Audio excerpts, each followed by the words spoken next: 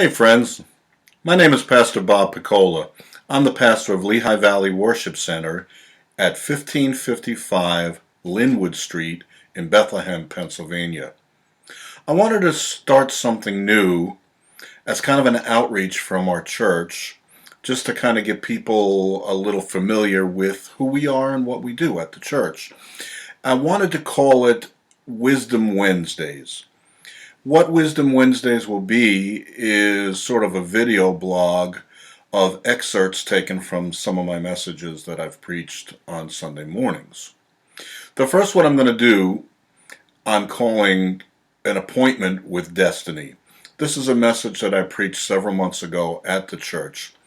It's taken from Acts chapter 18, verse 9 through 10. Acts 18:9 says this, "One night the Lord spoke to Paul in a vision. 'Do not be afraid. Keep on speaking. Do not be silent, for I am with you, and no one is going to attack and harm you, because I have many people in the city.' So Paul stayed in Corinth for a year and a half, teaching them the Word of God." All of us would easily admit and recognize that Paul had an appointment with destiny. But did you know that you do as well? Each of us have a vision from God that He wants us to accomplish. Each of us has a destiny, a ministry, a job, a task, anything. It could be anything that He placed in your heart to do. But the verses that we just read in Acts imply that there's an attack against that destiny. In these two verses, God speaks 5 things over Paul's vision. If we're to accomplish what God has for us, then we must speak these same 5 things. The 5 words God speaks over a vision are this. He says, "Do not be afraid." Then He goes on to say, "Keep on speaking. Do not be silent. I am with you. I have many people in the city." Let's look at these 5 things one at a time. Let's look at number 1. Do not be afraid. God says to Paul in a vision, over his vision, do not be afraid. Matthew 14:22 through 33, it says this, "Immediately Jesus made the disciples get into the boat and go ahead of Him on the other side, while He dismissed the crowd. After He had dismissed them, He went up on the mountainside by Himself to pray. Later that night, He was there alone. And the boat was already a considerable distance from the land, buffeted by the waves because the wind was against it. Shortly before dawn, Jesus went out to them, walking on the lake. When the disciples saw Him walking on the lake, they were terrified. 'It's a ghost,' they said, and cried out in fear. But Jesus immediately said to them, 'Take courage. It is I. Don't be afraid.' 'Lord, if it's you,' Peter replied, 'tell me to come to you on the water.' 'Come,' He said.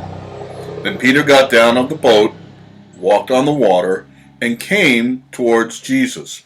But when he saw the wind, he was afraid, and beginning to sink, he cried out. Immediately Jesus reached out His hand and caught him. 'You of little faith,' He said, 'why did you doubt?' And when they climbed into the boat, the wind died down. Then those who were in the boat worshipped Him, saying, 'Truly, you are the Son of God.'" The whole idea of do not be afraid is this. God's destiny for you can never be done on your own. Peter would have never been able to walk on water without Jesus. That's pretty obvious. God never gives us a vision. He never gives us a dream. He never gives us a task to do that we can accomplish ourselves. God tells Paul, do not be afraid. That word afraid is the word phobio, which means to run away, basically. It means to put to flight, to scare away. See, when God gives us a vision, we should never run from it. We always have that tendency, though, to think that it's too great for us, too big for us, and we need to go away. But we should never run from it. We should always run to it. Why? Because it's the word of the Lord for us. It's God's will for us, and we should always run to the word of the Lord. Don't be afraid of the vision. See, we have a vision at Lehigh Valley Worship Center. Reaching up, reaching in, and reaching out. We're reaching up, where freedom and intimacy enables us to express our heartfelt worship in spirit and in truth. We're reaching in by developing personal relationships and encouraging the gifts and talents of each believer. We're reaching out. We're drawing people into the kingdom and developing disciples. Everything we do is geared towards and governed by this threefold vision. God says, do not be afraid. Don't be afraid of reaching up. Don't be afraid of reaching in. Don't be afraid of reaching out. The second thing he says to Paul is this. After he says don't be afraid, he says keep on speaking. That word keep on speaking, that word speaking is the word laleo in the Greek, which means to preach, to say, to speak, to talk, to tell. In other words, say it. Say the vision. God says to Paul, don't be afraid. Say the vision. Keep on. Keep on speaking. Even if you're afraid, don't be afraid. Keep speaking. Even if it doesn't look like it's happening, keep on speaking. Keep speaking what? Keep on speaking the vision. Speak it to yourself. Speak it to your friends. Speak it to your enemy. Speak it to the Lord. Habakkuk 2:3, which is a very famous verse, says this, for the revelation awaits an appointed time. That's that appointment. Remember I said we call this our appointment with destiny. That appointed time is God's appointment for you. It speaks of the end, it says. It will not prove false. Though it linger, wait for it. It will certainly come, and it will not delay. You see, even if nothing is working out, even if it's taking a long time, there is an appointed time. Who sets that appointment? God does. God sets the time. God sets the place. God sets the people. God has given us that appointment with destiny. He's already set it up. Here at Lehigh Valley Worship Center, we know He already set up a people who will want to reach up. Reach up for that freedom and that intimacy. He already set up a people who will reach in and develop those personal relationships and encourage the gifts and talents of believers. He's already set up a people who will reach out, drawing people into the kingdom, reaching the lost, occupying the land. You see, we're not waiting to see if it'll happen. We don't wait to see if the vision happens. We speak it into existence. And then the third thing God says to Paul is this. He says, do not be silent. First he says, don't be afraid. Then he says, keep on speaking. Then he says, do not be silent. So that's twice. It's talking about speaking. Now, this word silent has to do with the word carries with it the idea of a calm sea with no wind. Now, what happens to a ship when there's no wind? Nothing. It doesn't go anywhere. The vision will not come to pass unless we speak it. If we're silent, if we keep it to ourselves and we don't speak it out, you see, the speaking is the wind in the sails. The speaking is the very thing that blows the wind in the sails of the vision and keeps the boat going further. Matthew 12:34 says, Jesus says, you brood of vipers, how can you who are evil say anything good? For the mouth speaks what the heart is full of. Now I ask you, what's your heart full of? Is your heart full of your vision? Our hearts are full of reaching in, reaching up, and reaching out. And we want to communicate that to the Lehigh Valley.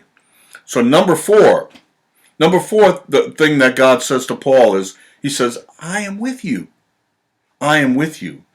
The word, the phrase denotes in the Greek, he says, I'm amid you. I'm behind you. I'm propping you up. I'm standing beside you, holding you up. We know Isaiah 41:10 says, "So do not fear, for I am with you. Do not be dismayed, for I am your God. I will strengthen you and help you. I will uphold you with my righteous hand." Romans 8:31 says this, "What then shall we say in response to these things? If God is for us, who can be against us?" If God is for us, who can keep us from fulfilling the vision? And then finally, number 5 says this, "I have many people in the city." You believe God said that to Paul? God says that to us too. I have many people in your city. I have many people that will link up with you and be a part of what's going on in your midst. 2 Kings 6:16 says, "Don't be afraid," the prophet answered. "Those who are with us are more than those who are with them." 1 John 4:4 says, "Little children, you are from God and have overcome them, for he who is in you is greater than in the world." I want to say that to you today. He who is in you is greater than is in the world. There are many people that will take their place in your vision, in your destiny. And there are many people that will take their place in ours as well. Reaching up, a place where worship takes place after the pattern of the Tabernacle of David, where freedom is given to express one's heartfelt worship in spirit and in truth to the Lord through music, dance, pageantry, congregational participation. A place where intercessions and prophetic declarations are made to advance the kingdom of God. A community of people who desire to be intimate with the Lord and reflect his presence to all they come in contact with. The other part is this, reaching in. A community of people who have close personal relationships with one another. Such relationships would foster trust, accountability, lifelong friendships. This community will create a practical training ground for the fivefold ministry, worship leaders, other church leaders and workers, for the purpose of implementing their gifts and talents and for sending out to churches in need. This community will be a guide for Christian excellence in ministry, business, and relationships. And then the third part of our vision is this, reaching out. Our purpose is to be a church without walls, to minister to the community, the region, and ultimately the world, making disciples of all nations. We'll do this by creating events for drawing people into the kingdom, by spreading the message of the kingdom through personal evangelism, and by being good Samaritans for all we come in contact with. We will act justly, love mercy, and walk humbly with our God. I hope that these 5 words of wisdom will help you with your vision. And I just want to let you know that we at Lehigh Valley Worship Center are here for you. If you have something in your heart that God is trying to produce in you or trying to create in you, we can help. Come visit us.